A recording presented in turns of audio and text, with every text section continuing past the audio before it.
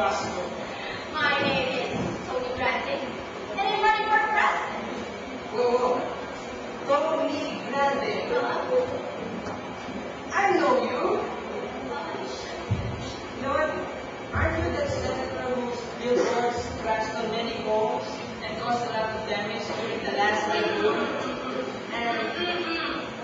Those are just speculations. And even if I were to curse that rare and mysterious deed, I could rest assured those are not important to wild accusation made with the liberal act. Yeah, right, yeah, right. I believe you. You're a very honest politician, right? You know what? And isn't your name that listed Mr. Piano Rivero and the County Senate of those politicians who had escort service? And you also got a prominent commissioner last elections. What? Another hurtful lie! I never said to that of a character. What if someone is proved to?